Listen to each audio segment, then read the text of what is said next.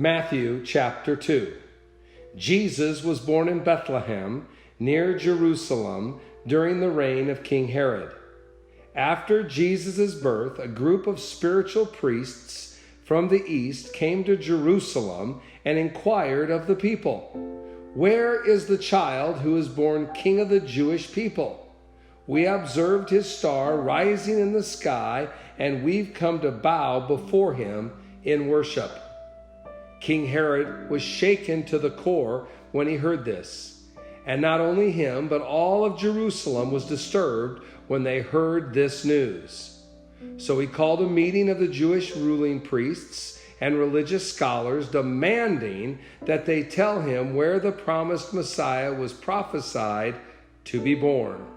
"He will be born in Bethlehem, in the land of Judah," they told him, because the prophecy states, "And you, little Bethlehem, are not insignificant among the clans of Judah, for out of you will emerge the shepherd king of my people Israel." Then Herod secretly summoned the spiritual priests from the east to ascertain the exact time the star first appeared. And he told them, "Now go to Bethlehem and carefully look there for the child. And when you found him, report to me so that I can go and bow down and worship him too." And so they left on their way to Bethlehem. Suddenly, the same star they had seen in the east reappeared. Amazed, they watched as it went ahead of them and stopped directly over the place where the child was. And when they saw the star, they were so ecstatic that they shouted and celebrated with unrestrained joy. When they came into the house and saw the young child with Mary, his mother, they were overcome. Falling to the ground at his feet, they worshipped him. Then they opened their treasure boxes full of gifts and presented him with gold, frankincense, and myrrh. Afterward, they returned to their own country by another route, because God had warned them in a dream not to go back to Herod. After they had gone, Joseph had another dream. An angel of the Lord appeared to him and said, "Get up now and flee to Egypt.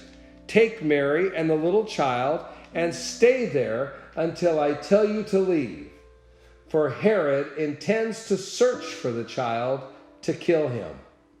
So that very night, he got up and took Jesus and his mother and made their escape to Egypt and remained there until Herod died. All of this fulfilled what the Lord had spoken through his prophet, "I summoned my son out of Egypt." When Herod realized that he had been tricked by the wise men, he was infuriated.